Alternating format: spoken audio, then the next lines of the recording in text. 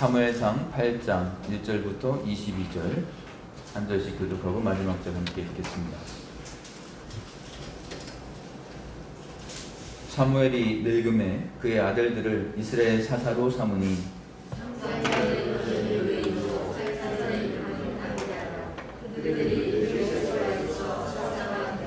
그의 아들들이 자기 아버지의 행위를 따르지 아니하고 이익을 따라 뇌물을 받고 판결을 굽게 하니라.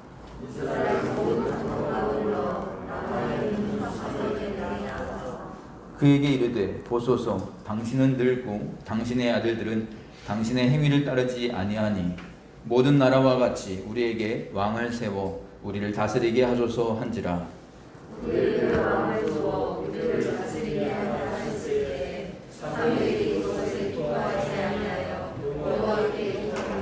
여호와께서 사무엘에게 이르시되 백성이 네게 한 말을 다 들으라. 이는 그들이 너를 버림이 아니요 나를 버려 자기들의 왕이 되지 못하게 함이니라.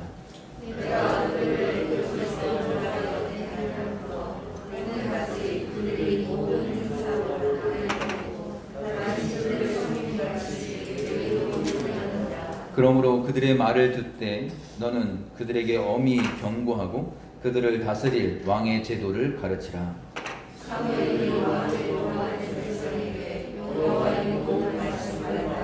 이르되 너희를 다스릴 왕의 제도는 이러하니라.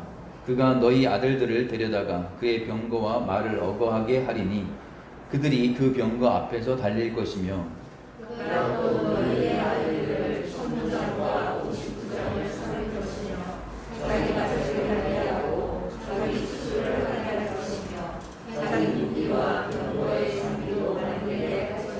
그가 또 너희의 딸들을 데려다가 향료 만드는 자와 요리하는 자와 떡 굽는 자로 삼을 것이며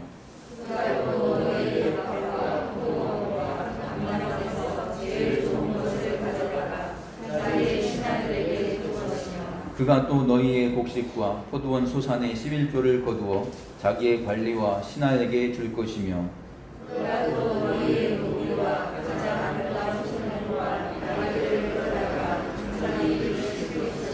너희의 양떼의 10분의 1을 거두어 가리니 너희가 그의 종이 될 것이라.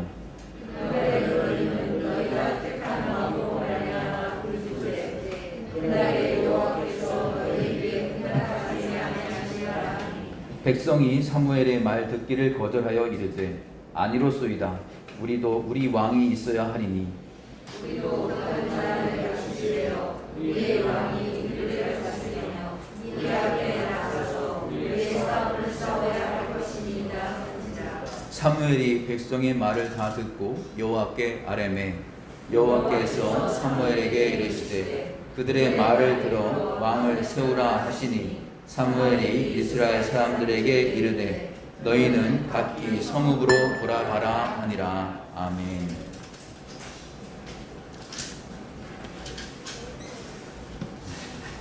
세상은 지도자를 원하고 있습니다.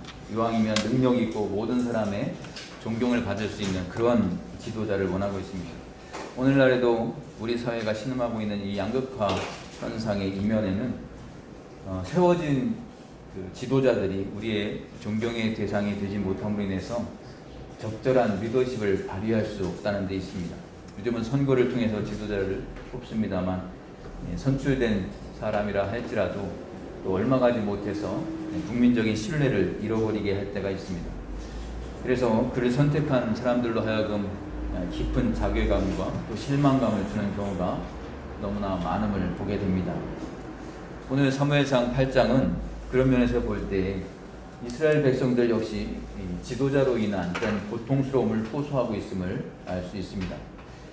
7장까지는 젊고 리더십이 뛰어난 사무엘의 모습을 보았습니다만 8장에서는 그러한 모습은 간되었고 라마에서 있는 이 늙은 사무엘의 모습만 보일 뿐입니다. 1절에 보면 사무엘이 늙음에 라고 표현함으로써 그동안 시간이 많이 흘렀다는 것을 예측할 수 있습니다. 즉, 이 많은 세월의 간격이 7장과 8장 사이에 있다는 겁니다. 그 당시에 사무엘이 얼마나 훌륭한 지도자였습니까? 블레셋과의 오랜 전투를 지금 이제 마무리해 나가고 있는 단계이고요. 또 철기 문명의 블레셋과 아무 무기도 없는 이스라엘이 서로 상대가 될 수가 없거든요. 근데 그 와중에서 오직 하나님께서 도우셔서 큰 우레를 발하시고 하나님이 친히 개입하셔서 그들의 전쟁을 이스라엘의 승리로 바꾸어 주시는 그런 하나님의 역사를 우리가 봤습니다. 그 계기가 무엇이었는가 하면 바로 미스바에 모여서 통에 자복하고 하나님께 나아갔던 진심과 전심을 했던 기도였습니다. 그래서 사무엘 하면 어떤 사람이었는가 떠오르는 모습이 있지 않습니까? 내가 기도하기를 쉬는 그런 죄를 범치 않겠다. 온전히 하나님과 기도하면서 소통했던 리더였고요. 또 그러면서도 백성들에게 얘기했습니다. 너희도 전심으로 기도해라. 하나님께서 너희를 버리지 않으신다. 이렇게 말하는 기도의 본이 되는 리더였습니다. 또한 하나님께서 친히 그 백성들을 얼마나 사랑하시는지를 보여주는 리더였습니다. 그런데 그 리더가 늙었다라고 하는 거예요. 그 리더가 늙었습니다. 시간이 많이 흘렀습니다. 그리고 그의 아들들을 이스라엘의 사사로 삼았습니다. 그런데 이것은 지금까지 듣도 보도 못한 일이 벌어지고 있는 거예요. 왜 그랬을까요? 아마 사람들의 마음속에는 사무엘이 아버지가 훌륭한 사사였기 때문에 그 아들들이 아버지를 도와서 사사 일을 하면 아마도 잘할 수 있지 않을까? 이렇게 백성들이 기대했던 것 같습니다. 원래는 사사는 세습이 안 됩니다. 사사는 원래 한순간 나와서 필요할 때만 쓰임받고 아무리 훌륭해도 그 다음 사사는 이게 물려주는 게 아니에요. 그런데 이 사람들은 왜 사무엘의 아들들을 이스라엘의 사사로 삼았을까요? 여기서부터가 이제 그들의 의도가 드러나는데 지금 그들은 왕을 기대하고 있다라는 겁니다. 그러니까 일시적으로 잠깐 자기들을 도와주고 빠지는 그런 사사가 아니라 계속해서 뭔가 좀 든든하게 가문을 이루면서 그들의 아들들이 계속해서 우리 민족을 지켜줄 새로운 수호신 같은 것을 기대하고 있다는 겁니다. 그러니까 왕정 제도에 대한 그들의 마음의 기대를 담아서 사무엘도 그의 아들들을 한번 기대해보자 이렇게 올린 게 아닌가 싶습니다. 이제 이스라엘은 사무엘의 아들 요엘과 아비야라고 하는 사무엘의 두 아들에 의해서 지도를 받게 됐는데 문제는 이 아들들이 아버지처럼 하지 않는다는 거예요. 그들의 아버지의 길을 따라가지 않고 있다라는 겁니다. 사무엘 정도 되면 정말 모델로 따지면 최고의 모델이라고 할 수 있습니다. 기도하는 지도자, 그리고 백성들을 하나님 앞으로 인도해 나가는 너무나 바른 정치가, 그러면서도 늘 하나님의 말씀에 깨어있는 사람, 정말 훌륭한 사무엘이었습니다. 그런데 그 아들들은 어땠는가? 그 아버지의 행위를 따르지 않습니다. 3절에 보시면 3절을 한번 같이 한번 읽어주시겠습니다. 8장 3절 한번 읽어주십시오. 시작. 그의 아들들이 그의 아버지의 행위를 따르지 아니하고 이익을 따라 이익을 받고 판결을 굽게 하였더라. 자신의 이해관계에 따라서 뇌물을 취하고 판결을 굽게 하는 어처구니 없는 일들을 행하고 있습니다. 요즘 사건마다 비슷한 사건인데 판사에 따라서 형량이 달라지는 그런 일들을 많이 봅니다. 그래서 누구는 그냥 구속이고 누구는 집행유예고 이런 게 공정하게 되지 않는다고 생각하니까 국민들이 좀 불만을 많이 제기하고 있습니다. 이 사무엘의 두 아들이 그렇게 했다는 거예요. 특히 사사는 판결을 내려주는 역할을 합니다. 그런데 그거에 공정하지 못하고 이해관계에 따라서 뇌물 받고 이 결과가 달라지니까, 판결이 달라지니까 너무나 어처구니 없는 이런 현상을 보면서 이스라엘의 장로들이 들고 일어나는 겁니다. 도덕적으로나 영적으로 완전히 지도력을 상실한 모습을 보게 됩니다. 백성의 실망감은 굉장히 큰 거예요. 잘하겠지 이렇게 기대하였는데 이건 뭐지? 또 그러다가 젊으니까 실수할 수 있지 이렇게 얘기하면서 기다렸지만 희망이 보이질 않는 겁니다. 결국 이 이스라엘 백성들의 이 장로들이 라마에 있는 사무엘을 찾아가서 호소합니다. 도저히 당신의 아들 요엘과 아비야의 지도를 받을 수가 없습니다. 그들이 존경하는 당신의 뒤를 따라가지 아니하고 오히려 뇌물 받고 재판을 굽게 한다라고 표현합니다. 재판을 굽게 하고 또 그뿐만 아니라 이익을 추구하는 이런 파렴치한 사람을 우리가 지도자로 섬길 수가 없습니다. 이 하소연을 하는 거예요. 그러면서 문제점만 지적한 게 아니라 요구사항까지 제시를 합니다. 그게 뭐냐면 사무엘에게 제시한 요구가 무엇입니까? 모든 나라와 같이 우리가 주위 나라를 이렇게 봤더니 다른 나라들은 다 왕이 있네. 왕을 우리한테도 왕을 세워서 우리를 다스리게 해주십시오. 이런 요구를 합니다.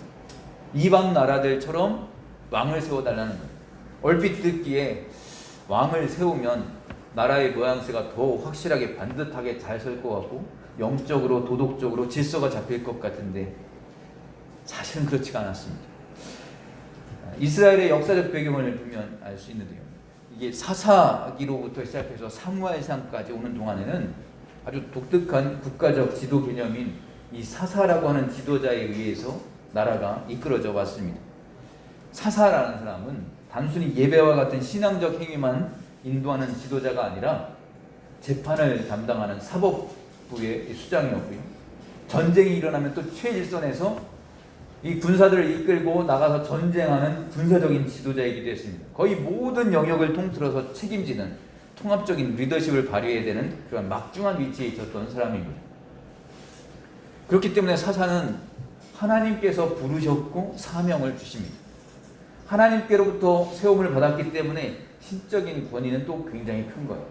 무엇보다도 신령한 삶과 도덕적인 삶이 하나님과 사람 앞에서 부끄러움이 없어야 했습니다.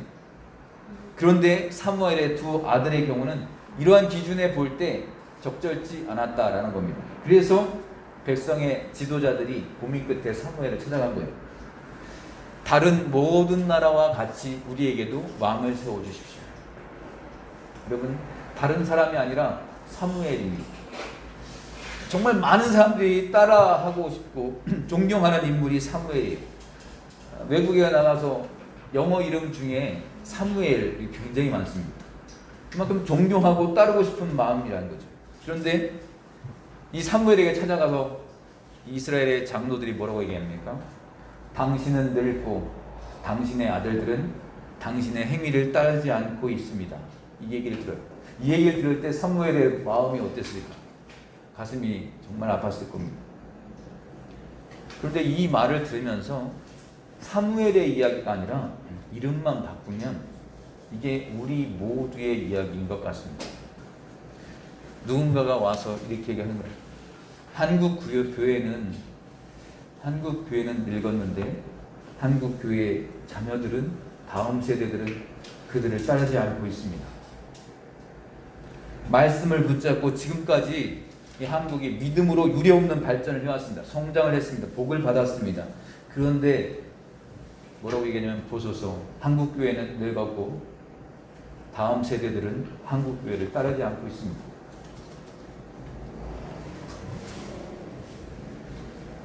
각 가정에서 보면 또 어떻습니까? 아버지, 어머니는 신앙생활을 잘하고 있습니다. 그런데 자녀들은 그 부모님의 신앙을 따르지 않고 있습니다. 우리 바쁜 아버지들이 그렇게 생각했습니다. 내가 바르게 열심히 잘 살면 그걸 보고 자녀들이 다 따라서 올 거라고 생각을 했었습니다. 근데 그게 아닌 것 같습니다.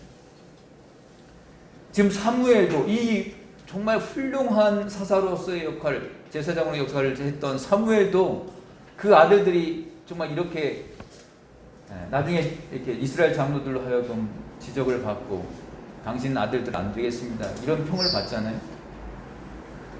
우리 아들 생각하면 엘리 제사장이 생각나지 않습니까? 엘리 제사장의 두 아들 홈니와 비느하스도 생각납니다. 홈니와 비느하스 전쟁 중에 바로 죽었습니다. 근데 엘리 제사장은 그렇게 잘못을 많이 저지른 사람은 아닙니다. 그 사람도 아주 열심히 했던 사람이에요. 그런데 그 아들들은 굉장히 또 타락을 했었습니다.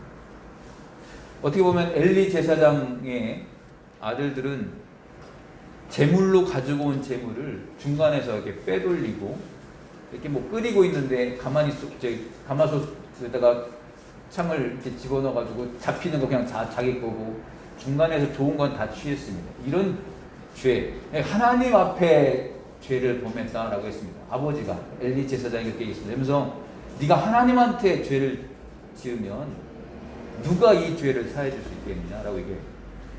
근데 지금 이 사무엘의 두 아들들은 어떻습니까? 이 재판을 자기 유익에 따라서, 그러니까 자기 이익을 따라서 뇌물 받고 재판을 굽히고 있다는 거예요. 이거는 사람에 대한 죄라고 할 수 있습니다. 여러분, 뭐 하나님에 대한 죄, 사람에 대한 죄, 이걸 분간하고 누가 더 중한 죄다 이렇게 할 수 없습니다. 다 똑같이 무거운 죄고 중한 죄입니다. 그렇지만 엘리 제사장이 그 아들들한테 했던 얘기를 비추어보면 이 사무엘의 아들들, 이 사람에게 관련된 재판을 굽게 했던 이런 모습들은 하나님 앞에 또 용서를 구하고 하나님 앞에 회개하면 어떨까 싶지만, 이 엘리 제사장들은 하나님과 직접 된 제사에 대한 죄를 저질렀어요. 아무튼 아버지가 아무리 열심히 잘 신앙생활을 했어도 그 자녀들에게 그대로 물려지는 것은 아닌 것 같더라라는 거예요. 이것을 보면서 정말 자녀 교육에 대해, 다음 세대에 대해서 우리가 정말 심각하게 고민을 해봐야 될 것 같습니다. 보고 그대로 따라하면 제일 좋겠는데 그렇게 되지 않는 경우들을 성경에서 보고 있습니다. 아무도 자신할 수 없는 아주 심각한 부분입니다. 이들이 지금 뭐라고 요구합니까? 이제는 왕을 세워달라고 요구합니다. 이 말은 이제는 하나님을 못 믿겠다는 거예요. 하나님이 세워주신 사사가 이 모양 이 꼴이면 하나님 못 믿겠습니다. 그러니까 왕을 세워주십시오 이런 얘기하는 거예요. 하나님 믿고 하나님이 세우신 사사를 따라서 여기까지 왔는데 이제는 믿지를 못하겠습니다. 그러니 왕을 세워주십시오. 왕을 세워주면 우리가 그 왕을 따라가겠습니다 라고 얘기하는 겁니다. 여러분 6절을 한번 읽어주시겠습니까? 6절 8장 6절 한번 읽어주십시오. 시작. 우리에게 영원을 주어 우리를 다스리게 하라 했을 때 사무엘이 그것을 기뻐하지 아니하여 여호와께 기도하니. 아멘. 우리에게, 여기서 단어가 계속 반복되는 게 중요하다고 그랬죠. 우리에게 왕을 주어 우리를 다스리게 하라. 우리에게, 우리를 철저하게 우리를 위해서입니다. 지금 이들의 마음은 무언가 하나님은 안중에 없어요. 하나님의 계획, 하나님의 뜻 이런 거 관심 없습니다. 우리에게 왕을 주어 우리를 다스리게 하라. 사무엘이 백성들에게 얘기를 합니다. 10절부터 18절까지 쭉 보면 왕이 생기면 얼마나 너희들이 힘들어지고 불편해지는지 얘기를 했습니다. 그랬더니 19절 20절 한번 같이 읽겠습니다. 19절 20절 한번 같이 읽겠습니다. 시작. 백성이 사무엘의 말 듣기를 거절하여 이르되 아니로소이다. 우리도 우리 왕이 있어야 하리니 우리도 다른 나라들 같이 되어 우리의 왕이 우리를 다스리며 우리 앞에 나가서 우리의 싸움을 싸워야 할 것이니이다 하는지라. 아멘. 여기 보시면 19절에 우리도 우리 왕이 있어야 하니, 우리가 지금 몇 번 나오는지 한번 보시죠. 우리도 우리 왕이 있어야 하리니 우리도 다른 나라들 같이 되어 우리의 왕이 우리를 다스리며 우리 앞에 나가서 우리의 싸움을 싸워야 할 것이니라. 두 문장에서, 두 구절에서 우리가 7번이 나옵니다. 지금 자기 나름대로의 논리에 빠져 있습니다. 하나님 필요 없고 믿음도 필요 없습니다. 아무것도 필요 없습니다. 우리를 위해서 이렇게 해야 한다는 거예요. 우리가 편한 대로 살고 우리가 좋은 대로 살고 우리가 누릴 것이다. 우리가 중심이 되고 있습니다. 근데 이게 아니라는 거예요. 중요한 것은 우리가 중요한 게 아닌, 우리에게 왕을 줘 우리를 다스리게 하라 이렇게 얘기했을 때 사무엘이 기뻐하지 않습니다. 왜 그렇습니까? 사실 이 얘기 듣고 좋아할 사람은 없죠. 자기 아들들이 다스리고 있었는데 당신 아들들은 안 되겠습니다.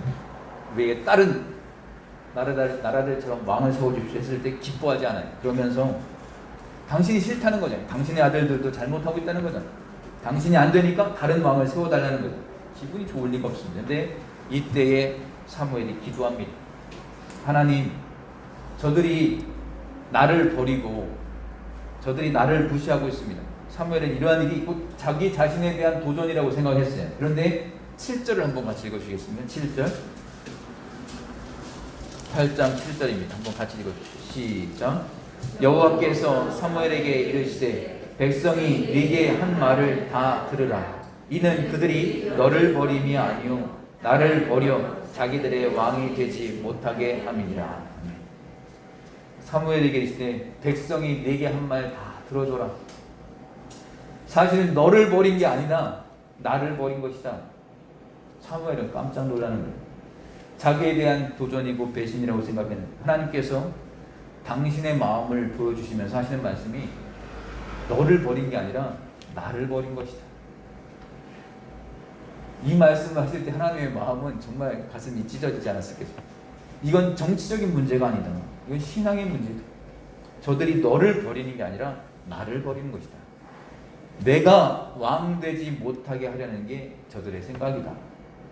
하나님을 버리는 이스라엘을 지금 하나님은 적나라하게 보여주고 있는 거예요. 8절에 보면 내가 그들을 애굽에서 인도하여 낸 날부터 오늘까지 그들이 모든 행사로 나를 버리고 다른 신들을 섬김같이 네게도 그리하는도다. 그동안의 역사를 읊어주시는 거예요. 출애굽한 날부터, 출애굽이라는 건 하나님이 어떤 일이 있을 때 항상 출애굽했던 얘기를 꼭 하십니다. 왜냐하면 이게 구원의 시작이거든요. 출애굽이라는 건 애굽에서 건져서 나올 때 구원의 시작입니다. 그때부터 구원돼서 딱 나올 때부터 그들은 나를 버리고 다른 신을 섬길 생각을 해왔다. 바알과 아세라, 아스다롯, 다곤신 이런 걸 섬겨왔다는 거야. 원래는 이걸 섬겼어. 마음에. 그런 것 같이 내게도 그리하는도다. 그러니까 너한테만 그런 거 아니야. 속상해하지 마라. 이 말씀하는 거예요. 9절에 그러므로 그들의 말을 듣되 너는 그들에게 엄히 경고하고 그들을 다스릴 왕의 제도를 가르치라. 백성들이 볼 때는 왕이 있으면 굉장히 위험 있어 보이고 멋있어 보이는 거예요.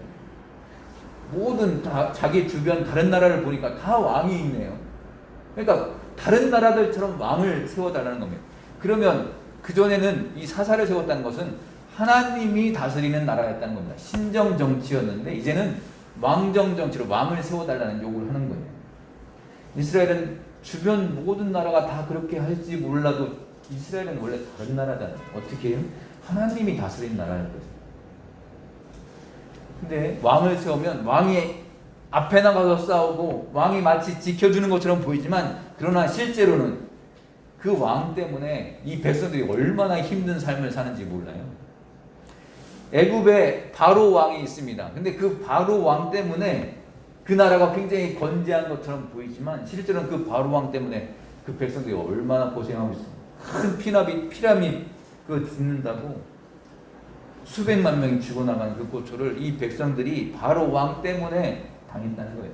수많은 나라들이 왕 때문에 그 왕을 위해서 백성들이 이렇게 노동을 하고 구역을 하죠. 어마어마한 고통을 받았는데 그거는 안 보이는 거예요. 그러니까 왕 때문에 왕이 싸워서 지켜주는 것처럼 보이지만 마치 왕이 생기면 모든 것이 다 해결될 것처럼 생각되지만 그렇지가 않다는 거예요. 고대사에 보면 이 왕은 마치 신과 같은 존재입니다. 신이에요. 그러니까 이 왕을 세워달라는 얘기는 하나님을 버리고 다른 신을 따라서 다른 신을 쫓아서 다른 신을 세우고자 하는 것입니다. 여러분 이 상황에서 이 얘기를 듣는 하나님의 마음은 얼마나 아프시겠는가 하는 겁니다.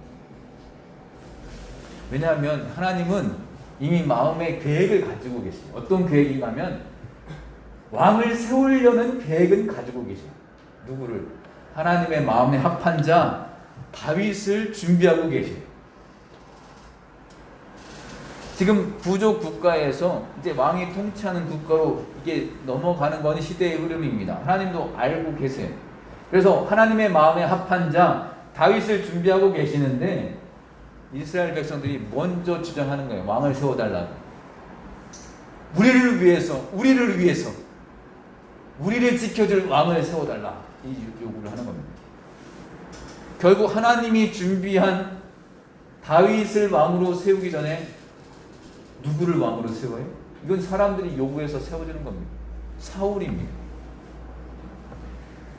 하나님이 준비한 왕 다윗이 왕으로 등장을 했다면 많이 달라졌을 거예요.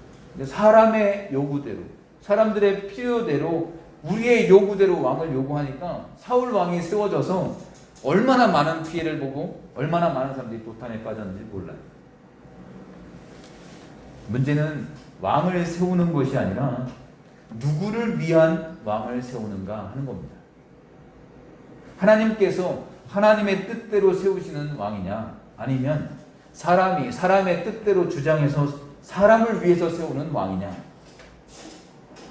우리는 이 시대를 살아가면서 어떤 제도가 중요한 게 아니고요, 무엇을 하느냐가 중요한 게 아니라 중요한 것은 우리의 목적과 의도가 중요한 겁니다. 무엇을 위해서 이걸 하는가, 무엇을 위해서 우리는 살아가는가, 이게 중요한 거예요. 신앙생활도 마찬가지입니다. 하나님의 영광을 위해서 하는 신앙생활은 얼마나 값집니까? 그런데 신앙생활도요, 나를 위해서 할 수 있어요. 나 편하자고 신앙생활 할 수 있습니다. 나 잘 되기 위해서 신앙생활 할 수 있습니다. 내가 복받자고 신앙생활 할 수 있다는 거예요. 근데 이 두 가지는 하늘과 땅 차이예요. 그러니까 우리가 요구하면, 나를 위해 요구하면 사울 왕이 되는 거고요, 하나님의 영광을 구하면 다윗 왕이 되는 겁니다. 과연 우리가 어떠한 삶을 살게 될 것인가, 이건 굉장히 중요한 우리의 과제입니다. 우리를 위해 할 것인가, 아니면 하나님의 영광을 위해서 할 것인가, 무엇을 붙잡을 것인가. 그러니까 지금 이런 상황인데 이 뒤에 부분을 보면 좀 혼란이 올 수 있어요. 왕을 세워달라는 것과 하나님을 버리는 것과 이게 무슨 관계가 있는가. 18절로 가겠습니다. 8장 18절. 8장 18절 함께 읽겠습니다. 시작. 그날에 너희는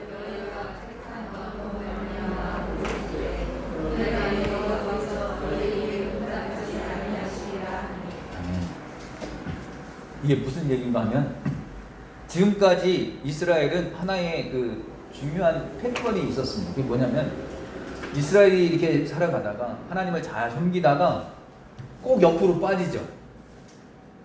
우상을 섬기기도 하고 불순종하기도 하고 불의를 행할 때가 있었습니다. 그러면 선지자가 강력하게 회개를 촉구합니다. 그러면 그걸 인정하고 또 이스라엘 백성들이 회개해요. 그러면서 하나님의 자비를 구합니다. 그러면 반드시 또 하나님은 그 부르짖음에 응답하셔서 용서해 주시고 자비를 베풀어 주십니다. 새로운 은혜를 베풀어 주셨어요. 그러니까 이스라엘 백성들의 부르짖음과 전능하신 하나님의 응답하심이라고 하는 아주 중요한 패턴이 그들의 삶 속에서 이렇게 사이클처럼 굴러가고 있었는데, 놀랍게도 그 패턴이 이제 깨트려지는 거예요. 하나님이 내가 이렇게 안 하겠다는 거. 무슨 얘기예요? 그날에 너희가 택한 왕으로 말미암아 부르짖지만 그날에 여호와께서 너희에게 응답하지 아니하시리라. 이건 엄청난 충격입니다. 이제부터 너희가 부르짖어도 내가 응답하지 않을 것이다. 그런데 아직도 이스라엘 백성들은 이게 무슨 말인지를 못 알아듣는 것 같아요. 지금 아까 말씀드렸죠. 10절부터 이렇게 17절까지 왕을 구하는 백성들에게 사무엘이 이게 쭉 설명을 해주는 거예요. 왕의 제도를 하나님이 가르치라 라고 했잖아요. 그래서 왕의 제도가 생기면 이런 일들이 일어날 것이다. 그래도 괜찮겠냐? 이렇게 한번 물어보는 거예요. 10가지의 설명을 합니다. 그건 뭐 별로 그렇게 중요한 건 아니에요. 왕이 생기면 너희들 불편해지고 너희들 굉장히 힘들어져. 뭐 이런 내용인 거죠. 그런데 17절 마지막 절에 너희는 그의 종이 될 것이다. 왕을 세우면 왕의 종이 될 것이다. 너희들이 이 얘기를 해주는 거예요. 이스라엘은 애굽에서 400년 동안 노예 생활을 했잖아요. 종살이 했던 경험을 가지고 있습니다. 뼈아픈 경험을 가지고 있어요. 그 뼈아픈 종노릇의 경험을 가지고 있는 그들에게 너희가 다시 그 종노릇을 택하겠느냐? 이렇게까지 물어보는 거예요. 나중에 이제 후회해봤자 소용없다. 그런데 너희는 너희가 택한 왕으로 말미암아 부르짖을 때가 있을 거예요. 아이고 우리가 잘못했구나. 하나님 이거 거두어 주십시오. 옛날 상태로 돌아가게 해주십시오. 부르짖을 텐데 그때 여호와께서 너희들에게 응답하지 않을 거야. 비가역적이다. 이거 한번 왕정제도 되면 끝이다. 이렇게 얘기를 하는 거예요. 이토록 왕이 너희를 괴롭힐 거라고 얘기하는데 이스라엘 백성들은 하나님의 말씀에 귀를 기울이지 않습니다. 정말 중요한 거는 이미 마음의 결정을 한 사람들에게는 논리적으로 아무리 설명해도 그게 무의미하다는 거예요. 정말 다 맞는 말이고 맞는 말인데 이미 나는 왕을 달라고 결정을 했기 때문에 논리적인 설명이 무의미합니다. 우리가 그럴 때가 많잖아요. 아무리 열심히 기도를 하면 뭐합니까? 이미 마음의 결정을 딱 다 해놓고 기도를 하면 하나님이 뭐라고 대답을 해주셔도 귀에 들어오지를 않는 거예요. 이미 내 마음의 결정을 이미 해놨기 때문에. 하나님 난 이거 원해요. 아시죠? 이렇게 돼야 됩니다. 딱 결정해놓고 하나님 해주십시오. 주십시오. 막 기도하고 있어요. 우리가 기도하는 자세는 모든 걸 다 내려놓는 거예요. 내가 원하는 대로 될 수도 있고 하나님의 뜻이 아니면 안 될 수도 있어요. 그걸 내 마음에 기도하면서 나는 이렇게 되면 좋겠지만 그걸 다 내려놓고 하나님이 어떻게 인도하시든 어떻게 말씀하시든 나 따르겠습니다가 진정한 기도의 자세예요. 근데 우리는 딱 결정을 해놓고 이거 안 해주시면 알아서 하세요. 이런 식인 거죠. 그래서 19절 20절 아까 읽었는데 지금 백성들이 기대하는 것은 무엇인가 하면 왕이 생기면 전쟁이 나도 우리를 대신해서 싸워줄 거라고 믿는 거예요. 그런데 사무엘이 얘기하는 건 뭐냐면 왕이 생기면 너희 것은 아무것도 없어. 모든 걸 다 왕을 위해서 하게 될 것이다. 이 얘기를 해주고 있어요. 지금 백성들이 자꾸 착각을 하고 있는데 그걸 깨닫지도 못하고 있습니다. 하나님은 뭐라고 말씀하시는가? 왕을 세우면 왕들이 자신들을 위해서 너희를 종으로 삼을 것이다. 근데 이스라엘 백성들은 뭐라고 얘기하는가? 아닙니다. 우리를 위해서 싸움을 싸워줄 왕을 주십시오. 이걸 계속 요구하는 거예요. 백성이 이 사무엘을 통해서 하시는 하나님의 말씀을 듣지를 않습니다. 아니요. 그래도 우리는 왕이 필요합니다. 라고 얘기하는 거예요. 이게 막 가는 거죠. 하나님은 막 가는 겁니다. 그랬더니 마지막 22절입니다. 22절 같이 한번 읽겠습니다. 시작. 여호와께서 사무엘에게 이르시되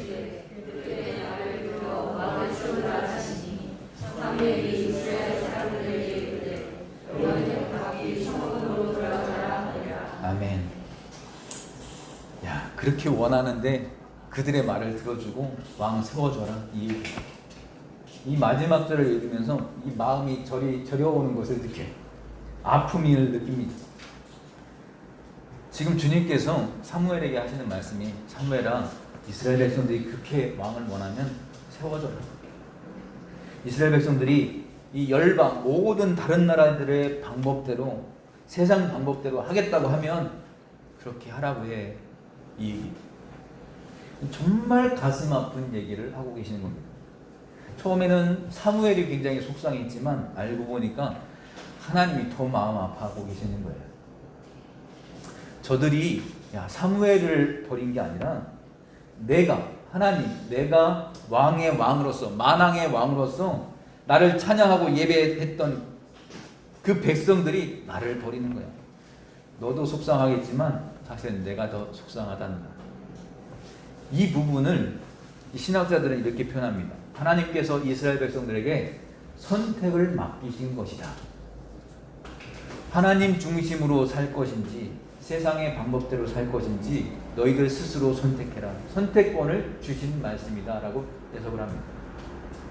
마지막 순간에도 하나님은 우리에게 강요하지 않으시고 우리의 바른 판단을 기대하시면서 선택권을 주신 하나님이시다라는, 이스라엘은 끝까지 자기들의 왕을 세워달라고 했습니다. 왕의 제도를 선택했습니다.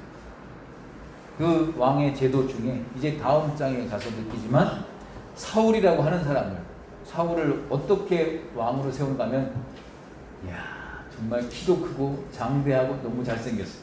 용모가 출중한 사람을, 이런 사람을 왕으로 세워야지 하면서 왕으로 세웁니다.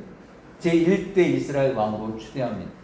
근데 어떻게 됐습니까? 결론부터 말하면 길르앗 전투에서 하나님 마음에 합하지 않은 교만함과 하나님 앞에 도전하는 마음과 주의 종에게 도전하는 삶을 살다가 길르앗 전투에서 사망하고 맙니다. 창에 찔림을 받아서 죽습니다. 이 불행한 왕의 제도, 이 일대를 이 사울 왕이 아주 비참하게 보냅니다. 여러분, 오늘 우리는 이스라엘 백성들이 왕을 세워달라라고 하는 요구가 사무엘에 대한 거부가 아니라 하나님에 대한 거부라고 하시는 이 하나님의 말씀에 우리는 집중해야 돼요. 진정 우리가 잘못된 삶을 살고 때때로 우리가 실수를 하지만 그 전에 우리가 회개하고 부르짖고 돌아오면 응답해 주셨던 그 하나님과 우리의 관계, 이 패턴이 깨져버렸어요. 이제는 아무리 불러도 아무리 간구해도 응답되지가 않습니다. 연결되지가 않는 거예요. 이 왕을 구하는 이스라엘 백성들의 모습이 정치적으로 왕이 우리나라를 잘 다스릴 것 같으니까 왕을 달라는 게 아니라 이건 신학적인 문제라는 겁니다. 원래 이스라엘 백성들은 하나님의 백성으로서의 삶, 하나님의 자녀로서의 삶이기 때문에 왕을 세운다고 하는 것은 정치적인 이 제도를 바꾸는 그런 수준이 아니었다는 거예요.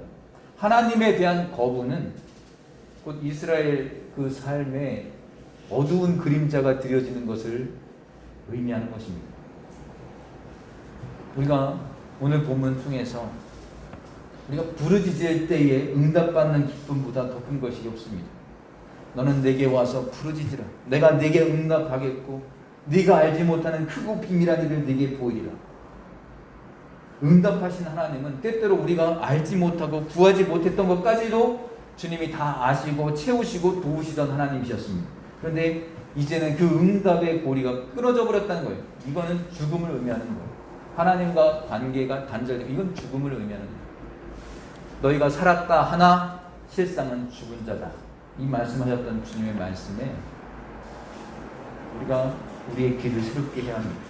왕을 구하는 백성들의 모습, 오늘날 이 시대에 때때로 이거 우리의 모습하고 똑같다니까요. 우리가 하나님한테 이렇게 얘기할 때가 있어요. 하나님 다 좋은데요. 하나님 말씀대로 살아서는 사업이 되질 않아요. 하나님 말씀대로 살아서는 성공할 수가 없어요. 지금 세상이 무슨 세상인데 하나님 말씀대로 살 수가 있습니까? 하나님의 자녀답게 살아서는 이길 수가 없습니다. 하나님 이 세상에 아직도 말씀대로 살면 말씀대로 된다고 생각하세요? 이렇게 하나님께 따지고 있는 우리의 모습이 있다라는 거예요. 말씀대로 살면 우리가 잘 살 수 있을까요?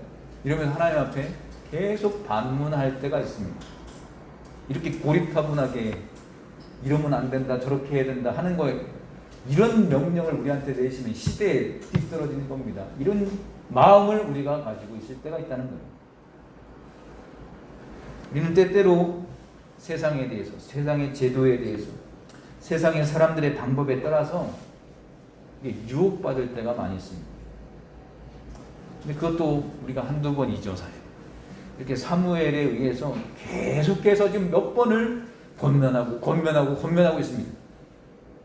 그러면 사실은 이렇게 권면을 정말 간곡하게 하면 그 얘기 듣고 돌이켜야 되는 게 맞지 않습니까? 끝까지 이 사무엘과 하나님의 권면을 물리치고 왕을 달라고 주장하고 있습니다.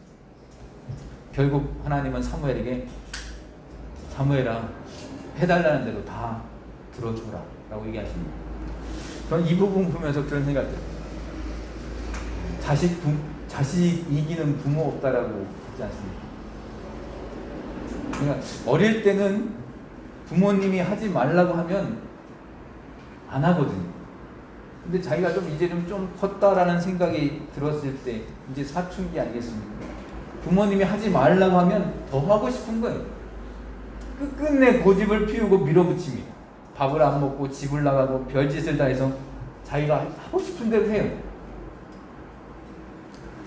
저는 그렇게까지는 하지 않았습니다. 우리를 돌아보면 내가 결혼하고 싶은 사람 딱 데리고 갔는데 부모님이 안 돼, 반대하면 대부분이 더 달라붙습니다. 집안 환경에 따라서, 자라온 배경에 따라서, 또 부모님과 자녀의 관계에 따라서 여러 가지 복합적인 문제가 다 가정 안에 있을 수 있죠. 그런데 일반적으로 보면 하지 마라, 안 된다, 반대를 하면 더 하고 싶어지고 더 고집을 피우고 뭐 그런 것을 우리도 그랬고 자녀들을 보면서도 느끼지 않습니까? 하나님 말씀 중에 이렇게 하지 마라 하는 게 있는데 그러면 더 하고 싶어진다는 거예요. 이게 인간의 죄성입니다. 그런데 잘 생각해보면 부모님과 자녀 관계에서 부모님이 반대하는 일을 끝까지 밀어붙여서 잘된 분 있으십니까?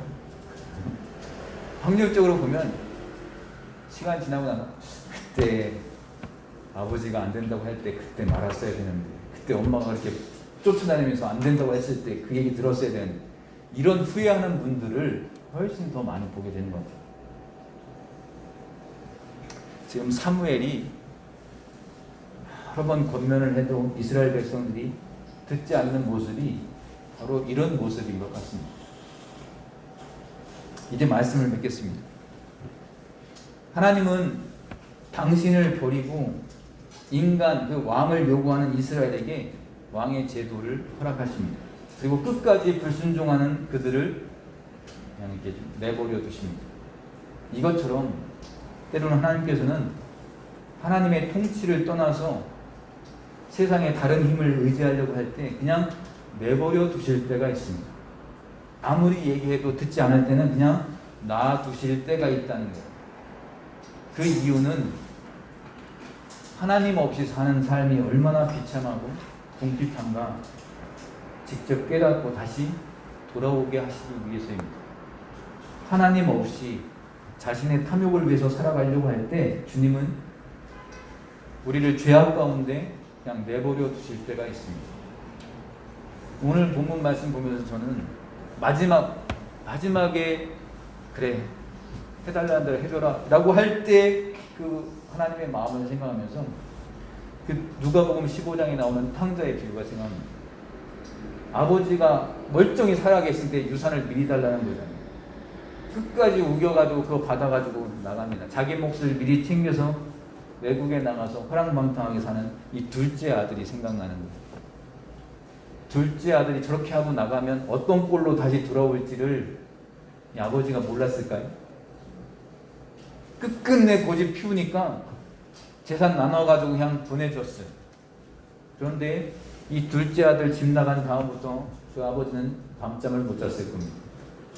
매일 동네 어귀를 쳐다보고 계실 것입니다. 이놈이 분명히 돌아올 것이다. 쫄딱 망해서 다시 돌아올 것이다. 그러나 다시 돌아오기만 한다면 나는 버섯불로 뛰어나가서 그 아들을 안고 울면서 돌아올 것이다. 다시 돌아왔습니다. 그때 아버지가 뭐라고 했냐면 죽었던 내 아들이 다시 살아났으면 내가 잃었다가 다시 얻었노라 이렇게 얘기합니다. 그리고 잔치를 벌립니다. 아무리 말해도 듣지 않으면 그냥 해달라고 하는 대로 그냥 해주실 때도 있지만 그때 하나님의 마음은 찢어지는 거예요. 겉으로 그냥 말로는 아버지들이 옛날에 그러시잖아요. 이놈의 자식들 나가서 고생 좀 해봐야 이렇게 하지만 속으로는 울고 있다니까요. 하루속히 빨리 돌아오기를 바라면서 속으로는 울면서 기다리는 거예요. 이스라엘 백성들이 왕을 원하면 왕 세워주고 저들이 세상의 제도를 원하면 세상의 제도를 하도록 들어주면서도 오늘 주님의 이 안타까운 마음, 이 안타까운 말씀을 생각하면서 나를 향한 하나님의 뜻이 무엇인가? 내가 무엇을 위해서 살아야 되는가? 내가 결정을 내릴 때 어떤 결정을 내려야 될 것인가? 이것을 잘 분별하면서 주님을 기쁘시게 하는 성도로서의 새로운 다짐을 하는 저와 여러분 되시기를 주님의 이름으로 간절히 축원합니다. 우리 찬송가 290장 찬송할 텐데요. 우리는 주님을 늘 배반합니다. 그러나 예수님은 늘 우리를 부르고 계십니다. 그리고 우리를 위해서 기도하고 계십니다. 우리가 다시 돌아오기를 기다리고 계십니다. 주 널 위해 비네, 주 널 위해 비네. 항상 기도하고 계시다. 이 고백입니다. 우리 가사를 생각하면서 함께 찬양하겠습니다.